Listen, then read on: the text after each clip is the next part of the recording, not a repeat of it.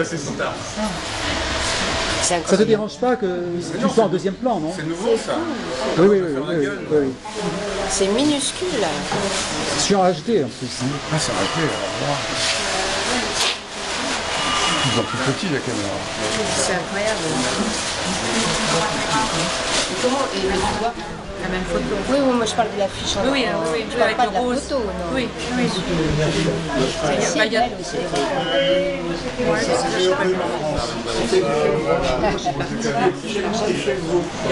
Voilà, c'est plutôt chez vous d'ailleurs.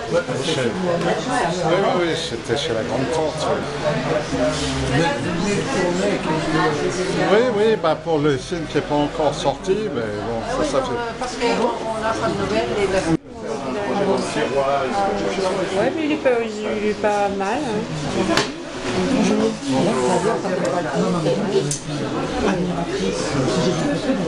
Voilà, c'est mon frère, voilà. C'est le nom de film. Ah, j'avais pas vu le film Non. Ah, mais si, je l'ai vu. Mais que je l'ai vu, mais bien sûr, un superbe film. Bien sûr. Ah oui. Si, c'est le genre de film vraiment sur la vie de... C'est ma caméra. Non, pas toi, là c'est ma caméra qui lâche.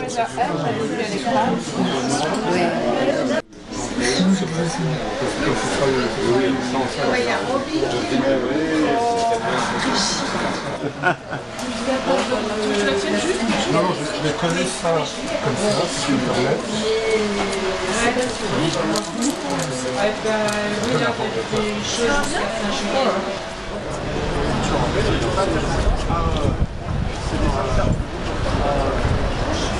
Ah oui, je suis bien d'accord.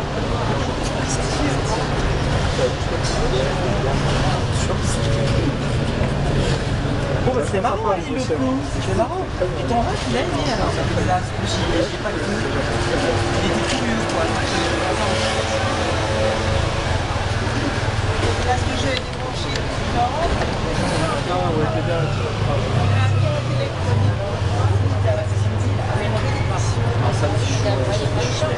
Ah oui, voilà. Tu fais quoi? C'est vrai?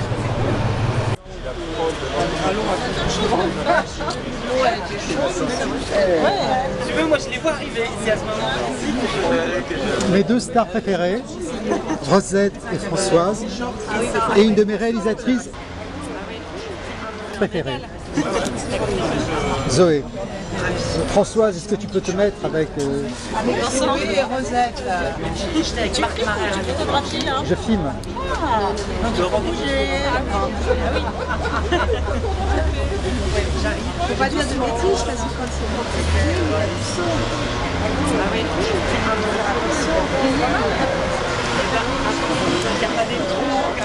Tu m'encourages à faire ça? Oui. Non, elle est partie lundi, je crois.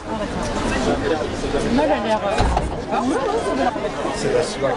Il y a eu de l'eau qui a coulé sur le plafond. Parce que la vue, c'était pas droit. C'est que une fois, j'ai une voiture, j'ai essayé, ça partait en fait. Ça avait dû couler à plusieurs reprises.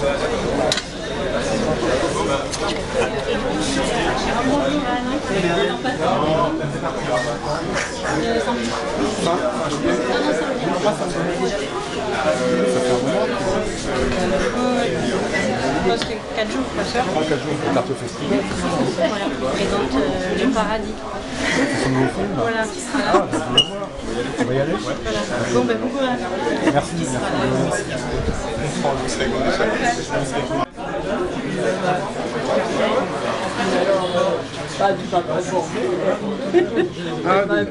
J'ai informé quasiment personne.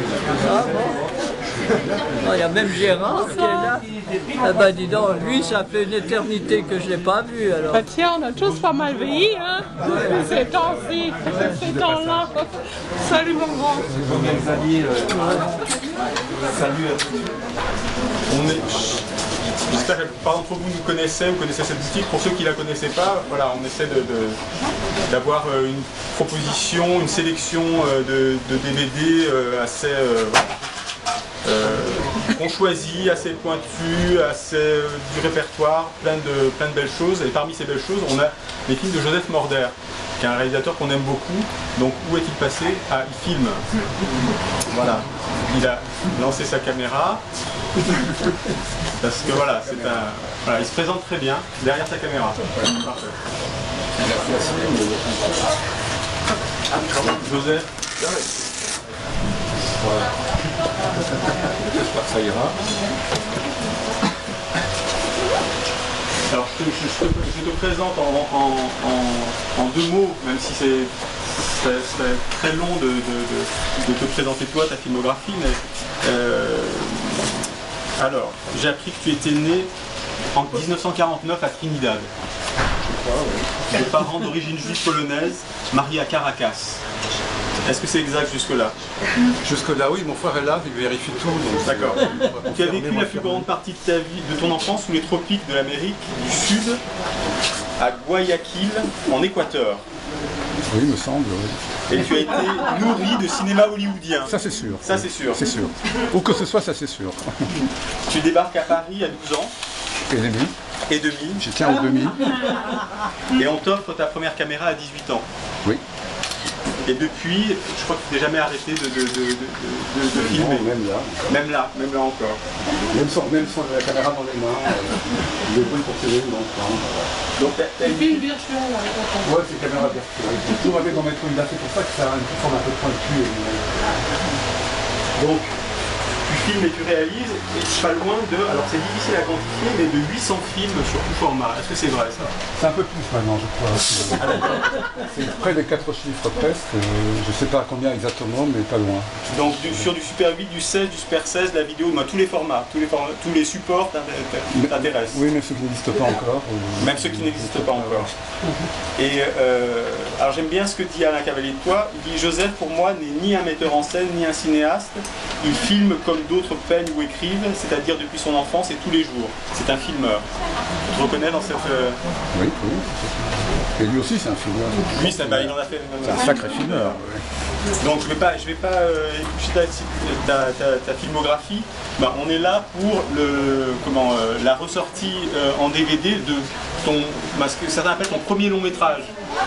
Oui, c'est pas tout à fait comme vrai. on dit ma mère, c'est mon premier vrai grand film, vrai film. C'est le premier film que tu tournes en 35. C'est parce que c'est le premier que j'ai tourné en 35. Voilà. Donc, alors que maintenant ce ne serait plus un vrai film, puisque j'en ai fait d'autres, pas qu'en 35, mais c'est vrai que avec celui-là au moins, je sais qu'elle est contente. Voilà, parce que je suis enfin devenu quelqu'un de sérieux, si je peux dire. On ne sera pas tout à fait, heureusement, mais voilà. Donc, El Cantor, réalisé en 2005, 2006, sorti en 2006. Sorti en 2006, tourné même en 2004, fin 2004, et sorti en 2006. Avec Louis Rego, Louis Castel, Françoise Michaud qui est Rosette, là, et Rosette. Et aussi d'autres acteurs. Il y a Robbie Morder. Oui, Françoise. Mon frère, qui joue dans le film, Patrick Zato. Elle est un peu loin, Françoise. Pardon, il y en a quelques oubliés. Tout le monde filme tout le monde. Il y a beaucoup de monde. Voilà.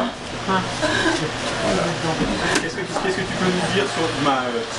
on ressort ce DVD et puis bientôt il va y avoir ton prochain long métrage, Michel de Varsovie. Oui, c'est qui va sortir. de Varsovie, qui est un long métrage que je viens de commettre. Il y a plusieurs membres de l'équipe ici aussi. Voilà, dont Rosette, Françoise, d'autres personnes. Donc c'est un film dont vous allez voir un ou deux extraits de plus tard. Ouais. Et donc il devrait sortir au début de l'année prochaine. C'est une autre. Est-ce que c'est un vrai film peut-être? Il n'est pas fait en 35, mais tout comme. Mais il est destiné aussi à être montré dans les salles. D'accord. On en parlera voilà. après demain. On essaie de rester sur El Cantor. D'où vient l'idée, la genèse du film? Qu'est-ce que cette histoire des cantors qui chantaient dans les synagogues, d'où ça vient cette idée? Ça vient tout simplement, comme souvent avec les films qui m'arrivent de faire, c'est de quelqu'un qui me donne une idée ou qui m'inspire. Et Cantor en particulier, c'est venu d'un film que j'avais fait il y a quelques années, enfin quelques dizaines d'années maintenant, qui s'appelle L'Arbre Mort, où il y avait aussi plusieurs acteurs que vous voyez ici, Françoise, Rosette, Patrick, voilà. Et un des acteurs principaux qui s'appelle Philippe Fano, qui jouait dans ces films, donc chantait très bien entre les prises et comme il avait une très belle voix, je me suis dit j'aimerais bien faire un film où il chante.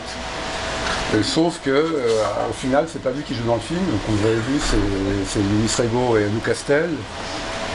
Et Françoise Michaud et Rosette et Patrick. Voilà. Donc, et moi aussi, un tout petit peu,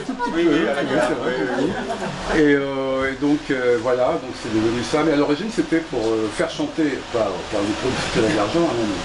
D'accord. Pour soutirer sa voix. Voilà. D'accord. Et donc en fait, au fur et à mesure, comme il disait qu'il n'est pas comédien, il a préféré ne pas le faire.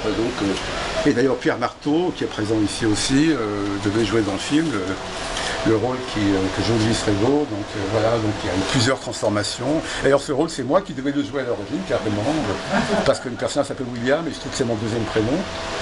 Donc voilà, donc j'ai préféré, enfin on m'a dit non, tu dois faire jouer par quelqu'un d'autre. Alors j'étais très content que ce soit d'abord Pierre ou Louis. Et donc tu as choisi Lou Castel pour sa voix.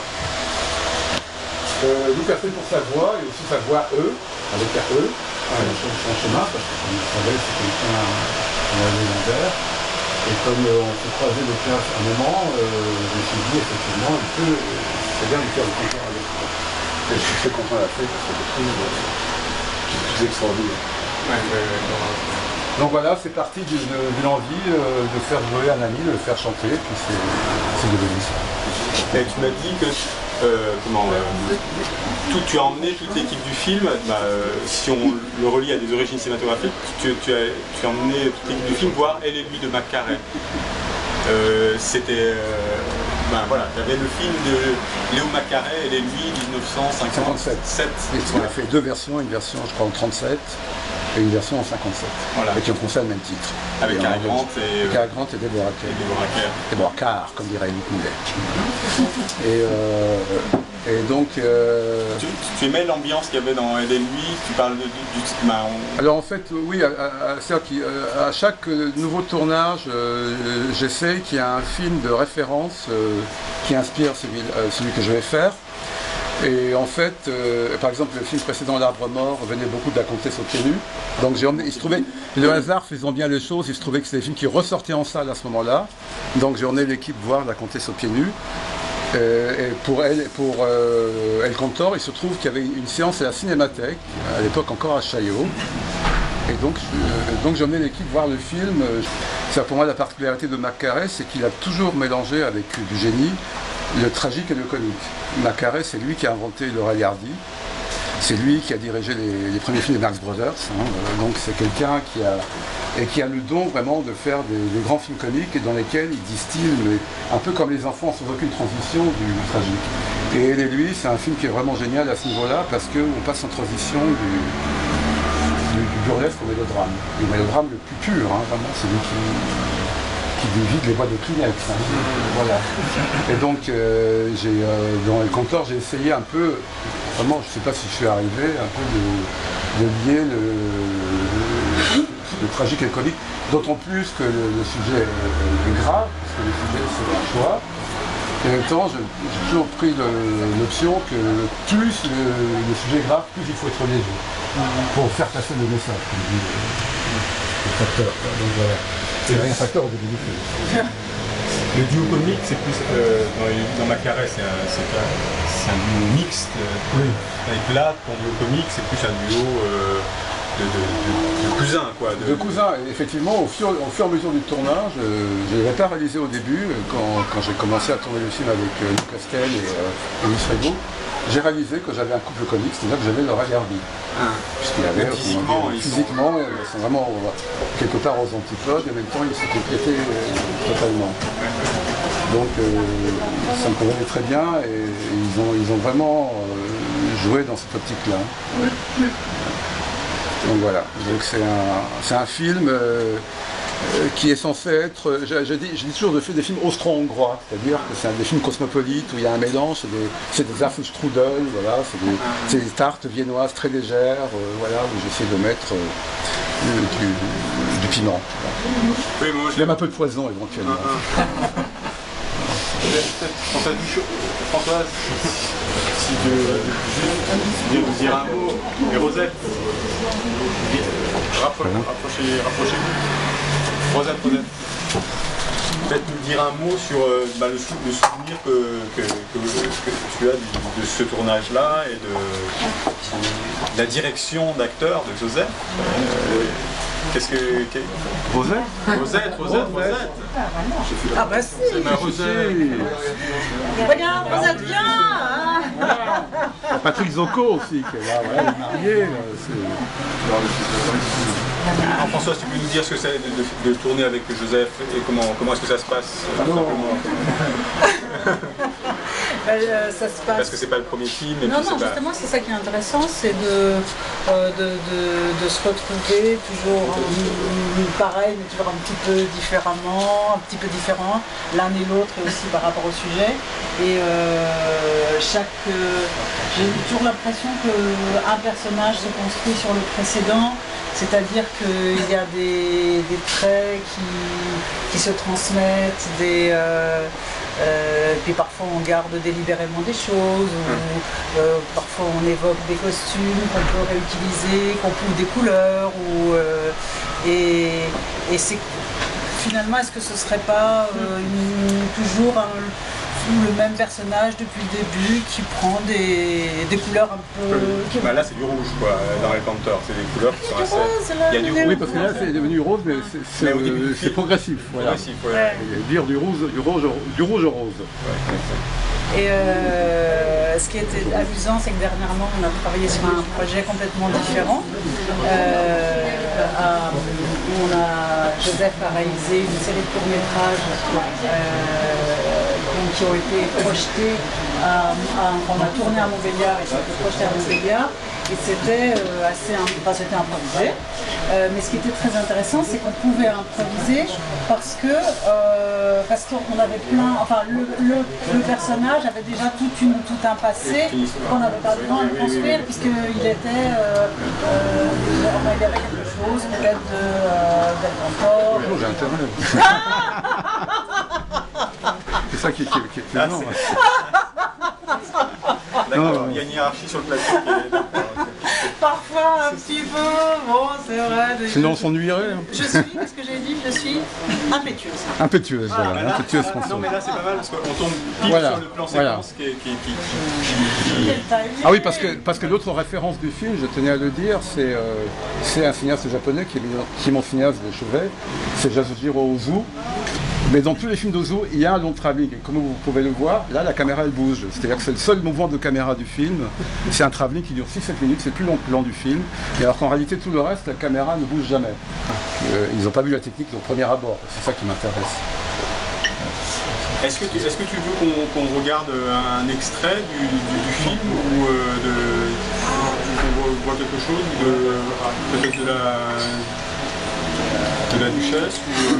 C'est comme vous voulez, on a préparé un ou deux extraits, un extrait de Elle et lui qui a inspiré une scène du Cantor, et puis et aussi un ou deux extraits de la Duchesse de Varsovie. Alors si on a le temps,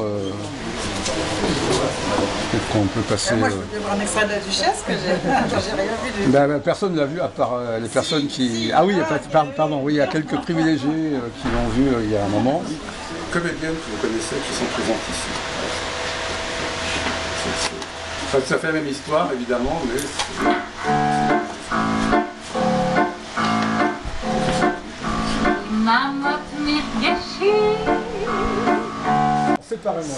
Séparément.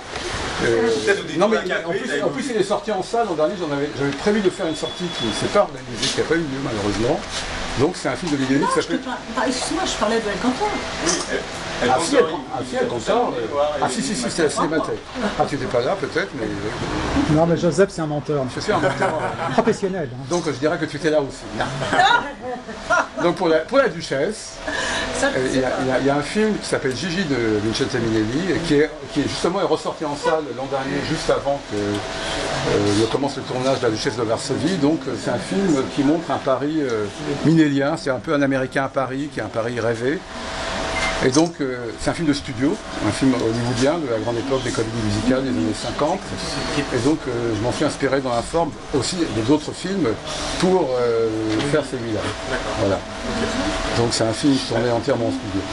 Donc, alors Joseph a sélectionné 10 DVD dans la boutique qu'on a mis là sur le petit bureau là, central. Donc il y a Gigi de Vincente Minnelli, c'est assez, il y a un Douglas Sirk. Il y a un coffret de Douglas Sirk, il y a Mirage de la vie, qui est pour moi le plus beau mélo du monde hein, aussi. Il y a aussi il y a des cinématons de Gérard Courant qui est présent ici, voilà. Il y a des films d'Alain Cavalier, de Chantal Akerman, de Eric Romer, Emmanuel de Oliveira, et voilà. Donc ça permet d'avoir un petit aperçu aussi. C'est très fragmentaire, hein, parce que j'en ai mis plein d'autres, mais bon, ça donne une idée. Voilà. Donc ça c'est des infos qu'on met sur le site. Dès qu'un réalisateur vient, il nous fait son top 10, on met sur le site, que les gens puissent un peu voir quel est l'univers, son univers cinématographique. Là on a des DVD d'El Cantor, on a le coffret L'Arbre Mort. El Cantor, L'Arbre Mort, Mémoire d'un Juif tropical et Rome à mort. Rome à mort. Et on peut jouer plusieurs Françoise et Rosette. Il y a aussi et Patrick. Ce qu'a fait Gérard Courant. Gérard Courant a fait un DVD sur... un coffret, oui. Un coffret Joseph Morder par Gérard Courant. Voilà. Ce qu'il a fait sur le travail. Il y a toute une série de films. Il y a des bonus, voilà. Et puis j'aimerais partager le printemps avec quelqu'un, qui est un film que j'ai fait avec un téléphone portable. C'est ton dernier film sorti en salle? C'est le dernier sorti en salle, oui. Et puis il y a aussi chez l'Harmattan, comme pour les films de Gérard, il y a eu plusieurs films qui ont été édités. Dans Les Nuages américains, qui est un épisode de Comment j'en ai filmé. Et il y a aussi deux documentaires, un sur Madrid, sur Berlin. Et aussi le portrait d'une cinéaste belge que j'aime beaucoup qui s'appelle Mara Pigeon. Donc c'est un film qui s'appelle La Châtelaine de la Place. Voilà, la Châtelaine de la Place, parce qu'elle habite place du Châtelain à Bruxelles, donc j'ai appelé la Châtelaine de la Place. Voilà. Donc il y a quelques films dedans. Parfait. On va s'arrêter là. Tu vas pouvoir éteindre ta caméra. Oui, c'est la... En te remerciant d'être venu jusqu'à nous et puis en profitant de la boutique. Merci.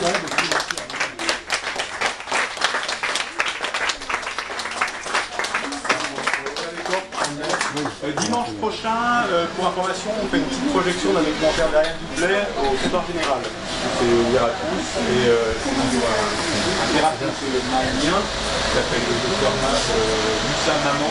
Et voilà, il sera là, le thérapeute. C'est sympa. Oui, vous ça, plus le aussi. Oui, là d'ailleurs, le béton. Ah, d'accord, oui, et alors lui, c'est Rosette, oui, avec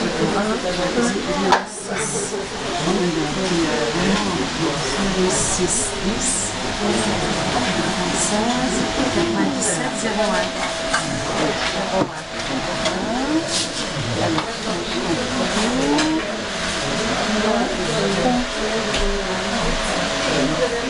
De toute façon, Picard et Maya, ils passent toujours présents. Ah bon? Je sais pas trop, toi Picard doit travailler, je les ai pas vus ces dans. Je sais pas, Picard a essayé de me rappeler dimanche, et puis je l'ai appelé, il m'a rappelé, mais on sait pas. Après, c'est ça, là.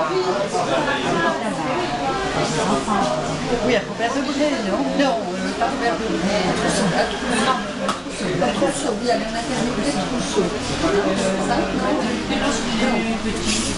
Ah d'accord. Non, c'était, je crois qu'elle m'a dit parler. Oui, elle a bien aimé. Ensuite, elle en a fait. C'est pas terrible. Il y a le nom de la suite. Voilà, c'est mon frère, voilà. C'est le nom de l'utile. Ah, j'avais pas vu, j'avais pas vu mon éditeur. Non. Ah, mais si, je l'ai vu. C'est pas ce que j'ai. Ouais, ben si, je pense que c'est. Je pense que c'est Il bon, fallait qu'il trouve Je une pense voie. que si elle a changé, c'est qu'elle ne ça en avait marre. C'est-à-dire de continuer des choses prévues. J'ai commencé pour là et j'ai dit ils sont là pour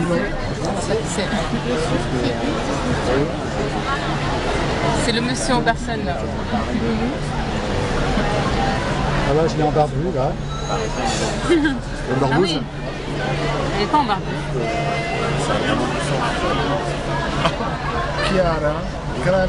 Chiara Francesca, come vai? Anche tu? Benissimo, grazie. Peccato. Je sais pourquoi le plan de la plage, comme vous, le plus grand PS, c'est le seul qui bouge. Fusaval. C'est un peu plus haut. et j'ai commencé pour là et j'ai dit ils sont là pour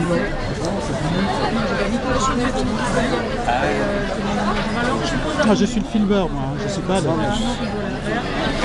Je veux filmer aussi. Je veux filmeriser. Bah non, non. Surtout qu'elle a baissé la visière. Là. On part avec le jour. Attends, les lunettes de vue plus la visière, c'est mort, là, c'est mort. Françoise, le genou. Plus découvert, non, plus, voilà. Plus Romain, le genou plus Romain. Plus Romain, le genou.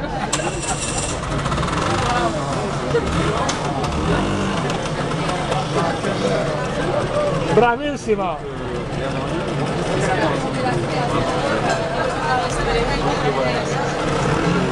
Di Roma, a ciao, arrivederci. Guardate. Le feu est vert, fonce. Et en plus, elle est en Amazon. Ah, elle a quand même la cuisse romaine, on peut pas dire. Elle est montée en Amazon en plus. Ah ouais, Elle est ouais. montée et sans casque. Oh là là là là, c'est comme des romaines. C'est bon, Joseph, on la double pas là. Je crois qu'elle va pas très loin. Mais... Cut.